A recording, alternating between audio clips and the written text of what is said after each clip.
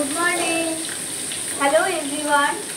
আজকে আমি তোমাদের কাছে একটু অল্প মানে কুলের একটু চাটনি বলতে পারো, মানে আচার ঠিক বলবো না, চাটনি, কিন্তু এটা আমি গুড় আর চিনি মিশিয়ে করবো। ওকে, তো আমি এখানে সর্ষের তেল দেখো দিয়ে নিয়েছি। এবার এতে দেবো পাঁচফোড়ন, অল্প একটু পাঁচফোড়ন দিলাম।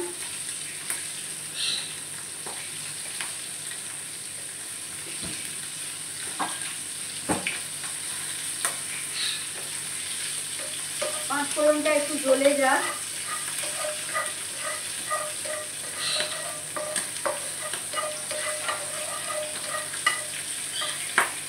এরপরে এই যে আমি একটুখানি অল্প একটু টোকা ফুল নিয়ে নিয়েছি। এটা জাস্ট আর কি, মানে লাঞ্চের সঙ্গে ভাতের সঙ্গে খাবার জন্য অল্পই, আচার পরে করবো যখন তোমাদের সঙ্গে শেয়ার করবো। তো এটা আমি দিয়ে দিলাম এতে।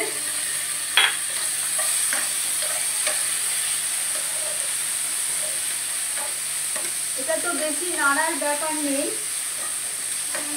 এটাতে আমি এই যে গুড়টা ভিজিয়ে রেখেছি, দেখো এটা আখের গুড় ভিজিয়ে রেখেছি, এটা আমি এখানে দিয়ে দিলাম।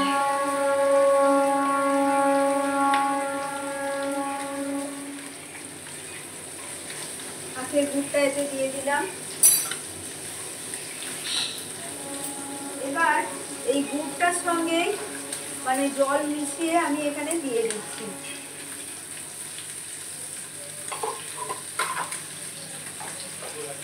ডালাটা এমনি ভাঙবে। এবার আমি এতে দিচ্ছি একটু নুন অল্প। তো এটা এখন হোক, এটা মানে হতে একটু টাইম লাগবে। এটা এখন হোক, মানে যখন হয়ে আসবে তখন আবার তোমাদের দেখাবো। ওকে,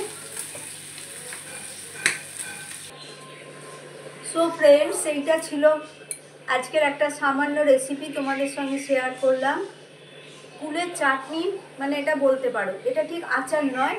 দেখো কত মানে পাতলা মতো হয়েছে, লিকুইড। আর এতে আমি দিয়ে দিচ্ছি পাঁচফোড়নকে গুঁড়ো করেছিলাম, পাঁচফোড়ন আর শুকনো লাল লঙ্কা। এটাতে কি হয়, এটাতে টেস্টটা দেখো, আমি ক্লোজে নিয়ে গিয়ে দেখাচ্ছি, এতে টেস্টটা আরও ভালো হয়। তো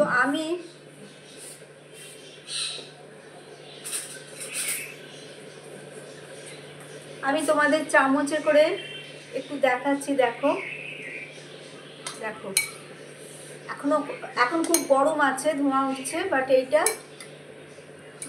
এখন এতটা লিকুইড আছে, পরে কিন্তু এতটা লিকুইড থাকবে না। ওকে, তো আমি আবার যে বাকি পাঁচফোড়নটা ছিল সেটা আমি এর ওপর দিয়ে দিলাম। কুলের চাটনি, সো ইয়ামি, সো টেস্টি কুলের চাটনি। ওকে, এখনকার মতো এইখানেই আমার এই ছোট্ট রেসিপিটা আমি শেষ করলাম। আবার তোমাদের কাছে নতুন কোনো রেসিপি নিয়ে আসবো। Take care all my friends and bye by.